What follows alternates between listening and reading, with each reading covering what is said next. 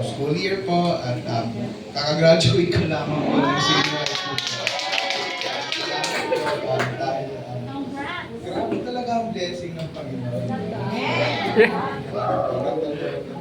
Kasi nung junior high school po, medyo nahirapan po ako sa aking pag-aaral po. Especially po sa subject ko ngayon. Pero praise God po dahil ngayon lamang po nakaranas po sa isang buong school year po na consistent high honors po. Kaya praise God po. I'm sure po na nakakalit po lang yung aking kapag-aaral po. Nararanasan din po na ang guidance ng Panginoon. So, yun lang po. Salamat po. Praise God. Ayan. Patuloy po. Ayan, patuloy po natin mararanasan talaga pagpapala ng Panginoon. Ano, katulad ni Brother JC, kita niyo naman, lalong gumwapo. Tumaba, ayan, macho na macho. And then, yung problema niya magtagalog, ngayon ay marunong na siya magtagalog. Fluent na. So, salamat sa Panginoon dahil talagang yung mga sumusunod sa Panginoon ay patuloy niyang pinagpapala. Amen po. Tuloy ko po yun sa kaso ni Sister Loren. Yun nga po, no, dahil na siya po ay, alam naman po natin ay anak ng Diyos na masunurin din, no, hinahabol po siya ng pagpapala. No, yung pagpapala, yung bagamat may problema sa kanyang apo, pero nandun po yung tapang na, yun nga, yung gagabayan niya yung kanyang anak, at yung provision na bagamat, ano yun, yung mga para sa therapy. So, nagkaroon siya ng islam. So, salamat sa Panginoon dahil talagang ang ating Panginoon ay nagpapala sa mga tapat na naglilingkod sa Kanya. Kaya, amen po. Para sa akin naman po, ang nais ko pong ipagpasalamat. Una nga po, ano mga kapatid, alam mo, teka po, inaantok na po ba kayo? Okay, hindi ba naman pala? Sasagot sa inyo. Overnight tayo, di ba? Okay po. Ganito, sa part ko po, tama po na tayo bilang mga naglilingkod sa Panginoon. Alam naman po natin na bawat isa sa atin talagang humaharap sa mga problema, di ba po? Marami tayong mga kinakaharap na problema. Pero salamat po sa Panginoon dahil patuloy niya po tayong binibigyan ng kalakasan. Tsaka yung sinasabi nga inner joy, nararamdaman natin ano, kahit na talaga namang hindi tayo exempted sa mga problema, mga unos ng buhay. Ayan. Ngayon po, ang nais ko po ipagpasalamat sa mga katim po ni Sister Loren na sa Wings. Dahil ako nga po naglagay doon sa panalangin na yung ang aking pumanugang sa New Zealand ay nawa ay magkaroon ng trabaho. So, nandun na po siya. Salamat po sa Panginoon. Sa patuloy niyang pagsasubmit ng mga bio at resume, no? Hindi niya tausin bio data, eh, no? Ano na ngayon? Ay, iba na pala. Alam ko, biodata. Nag-submit siya, natanggap naman, sabi nga, 2 months pa lang ang sinabi. Kasi medyo, siyempre, siguro, parang di siya obserbahan. So, ang ating patuloy, si Sir Lore, patuloy na panalangin sa mga ka-team, sa mga ka-church mate natin, sa mga kapatid, sabi, ay magpatuloy gawa yung kanyang pag-work. At sa part naman po ni Mr., yun nga po, di ba nakikita na po natin siya sumasama-sama sa atin, and then bigla-bigla na-find out niya, kanyang mga mata, meron po palang cataract. Ngayon, sabi niya, kaya nga po pala sabi niya, kaya po pala, parang hindi ka na maganda sa paningin ko. Ayun pala yung mata niya na aanuhan na ng cataract. So, oo, nabablurred na. Tingin naman ang gusto pag na-opera naman daw siya, ikuha ko siya ng sexy caregiver. So, and ngayon, ito na nga po. Salamat sa Diyos. Dahil nagpunta nga po kami ng isang araw, 30 yun. Kung pagkakatanda ko, 30 yun eh. di ba po ang petsa natin 30, 31, tapos bukas 1 na. So salamat sa Diyos, ang kailangan po pala do clearance sa doktor. No, lahat, laboratory, X-ray, tapos ECG. Salamat sa Panginoon, lahat po ng kanyang blood chem, kinuha ko kanina, lahat po good. Pasok sa bracket. So ibig sabihin, tapos after po nun, bukas, dadalhin namin sa doktor, hindi ng clearance. Okay na po, may bayad kasi 1.5 po yun eh. So, ayun.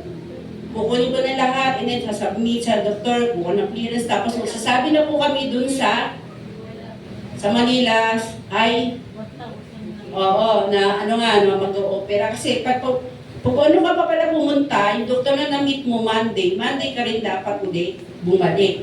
Tama-tama po, after Holy Week, Monday. So naalala ko lang po kasi yung anak ko doon nadulas, nag-stay din po siya sa hospital, magmamahal na araw din po noon. So doon din po kami sa hospital, pabalik-balik, magmamahal na araw. So ngayon po parang naulit, magmamahal na araw na naman, pinaharap na naman kung ganyan sitwasyon.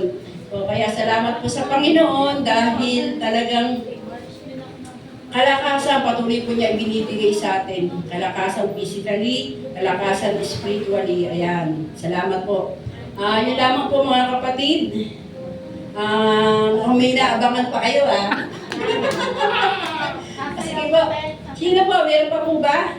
Ayun, meron pa nga. Salamat po sa Panginoon. Overnight na to. Extend lang mo natin yung oras saglit. Mabilis lang So gusto ko lamang pong ibalik ang papurit pasasalamat sa ating Panginoon sa buhay ng aking anak na si Isay Dahil sabi ko na-testify ko din na medyo hirap po siya subject niya ng Filipino. So yun din yung reklamo niya sa akin. So thanks be to God Hindi lang yung pagkapasa niya sa subject niya, binigyan pa niya ng bonus si Isay na magkaroon ng award. So, sa Diyos po lahat ng papurit pasasalamat. At the same time during that time nung recognition niya, lumabas kami ng aming bahay na wala akong wallet, wala yung susi ng bahay namin nasa loob nalock na yung gate. So, sabi ko kay Isay habang naglalakad, Isay, may nakalimutan si Mama. I forgot my wallet and the key. Mama, let's go back inside the house. We cannot go back, sabi ko sa anak ko. Dahil nga wala tayong susi. So, sabi ko, sige, tara na. Punta na tayo. Wala kaming pera. Ang dala ko lang cellphone ko. Okay na, may cellphone naman ako, sabi ko.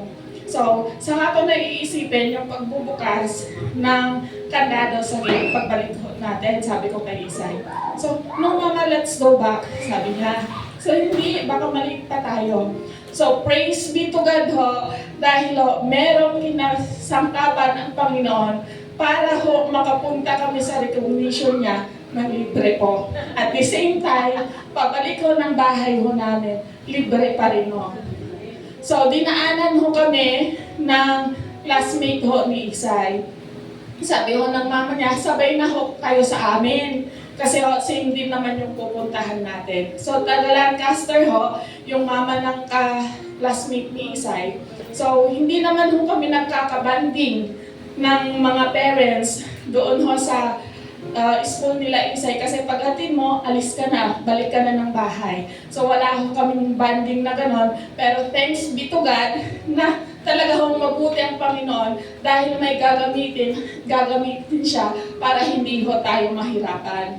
So, nung pagbalik namin ng bahay, so, syempre, nakasuot pa si Isay ng uniform, nakadamit pa kami ng maayos. So, ang iniisip ko, aakyat ako dun sa taas. Ang problema ko, saan ko iiwan ang anak ko. So, naalala ko din, na close ko pala, nilak ko yung bintana namin sa taas. So, ang solusyon, alam ko na, kukuha ko ng martilyo sa kapitbahay. Hihiram ako. So, sisirain ko yung padlock. So, paghiram ko ng martilyo sa aming kapitbahay, so, praise be to God dahil yung paglock ko po pala ng kandado, hindi siya masyadong nakasara. So, pag ganun ko yung ipitan ng, basta doon sa hammer, Pag ganun po yung lock, hindi na nabuksan agad. So, hindi ho yun, kumbaga, hindi ho nasira, kundi blessings pa rin yun ho ng Panginoon na hindi ho ko nalock ng maayos. Isa lang ho na ganyan. Dahil nung inulit ko, na nilock ko ulit kasi baka sira yung padlock ho namin, bakit ganun ko kabilis mabuksan. Pinost ko ulit, ganun ko, hindi mabuksan. So yun yung naisip ko na tunay na mabuti ang Panginoon sa buhay ng bawat anak niya na siyang patuloy ho, nananampalataya ho sa Kanya. Yung blessings ho niya, hindi niya hinahayaan na tayo ho ay paghihirapin ng Panginoon sa bawat pinagdadaanan ho nating mga sitwasyon. Nandyan ho lagi siya upang patuloy na magbigay solusyon sa bawat isa sa atin. At isang lesson na rin ho sa akin dahil nga ho, yung wallet ko na yun at susi ko nasa isang bag, hindi doon sa bag na dala-dala ko. So, ang din ho sa akin na patuloy na i-check ko lagi, mag-check ho lagi kung nandun nga ho yung mga gamit na kailangan bago lumabas ho. So, praise be to God ho sa sitwasyong ganun ho na nandyan sa akin. Ayan. Salamat po sa ating Panginoon talagang siya po ay sa bawat sitwasyon ng ating buhay ay masasabi natin kasama natin ang Diyos. Amen? At patuloy na nagbibigay ng katalinuhan. Brother Peter, hinahanto ka na ba? Parang nakakantahan kita Ayan, salamat po sa patuloy niyo pagbibigay ng katalinuhan sa bawat nananampalataya nga po sa Kanya, no? Sa mga obedience, mga patuloy na sumusunod, talaga ang pagpapala ng Panginoon ay laging nandyan. So, kung wala na po, magtatapos na po tayo, wala na po. Kasi meron pa po papasok. Ayun, meron pa humabol. Sige po.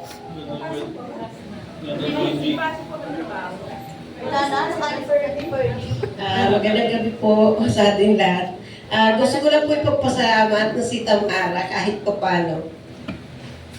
May honor siya kahit pa paano, tapos yung mama niya, nakaalis sila papuntang Mindoro sa kanang nagkaroon ng sakit. Tinawagan pa niya ako sa San Juan na siya ay nasa ospital. So, nag-iisa siya pumunta ng ospital kasi nandito siya sa Navarro.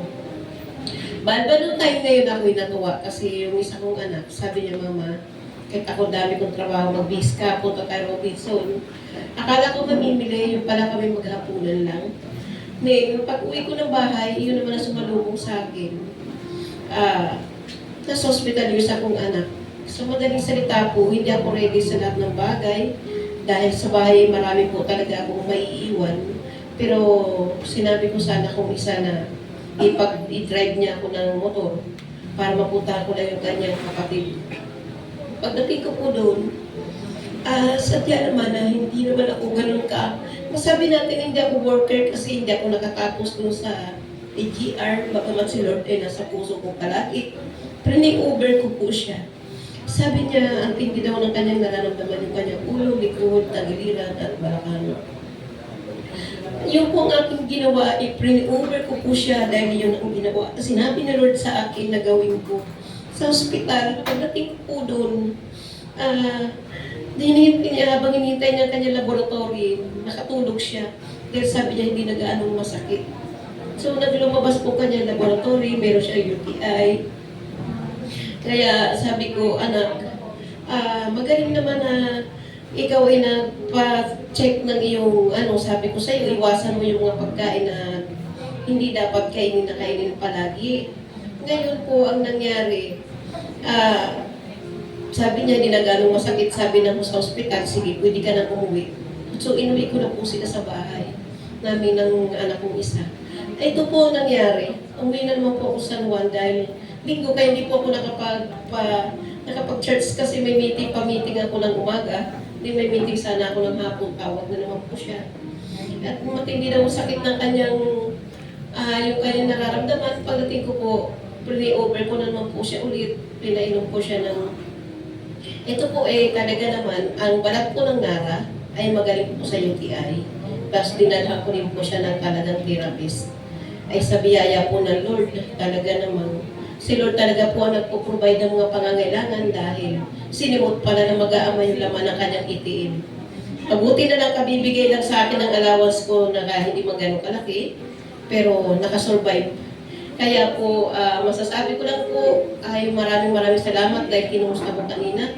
Magaling na po daw siya.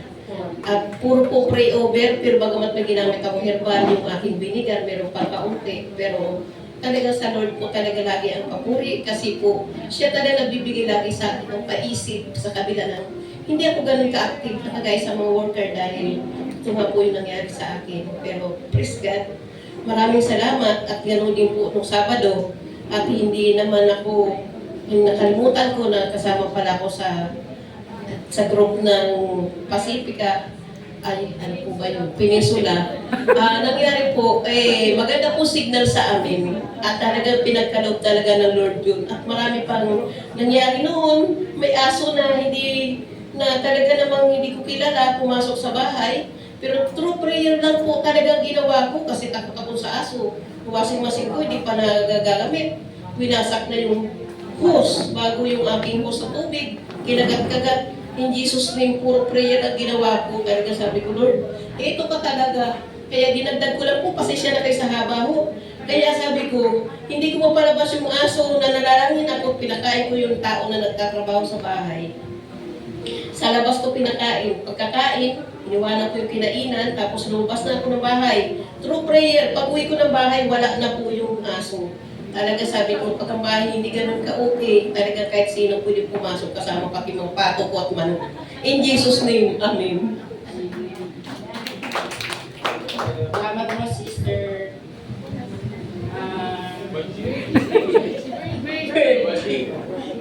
Gumagabi na, umiislo na ako. Okay po, ano? Okay, brother. Father Peter, okay. Maya maitutuloy mo na sa bahay yan. So, tapos na tayo mga kapatid. Baka kung may sumamalo, baka meron pa. Wala na po, ano? Wala na raw, sabi niya.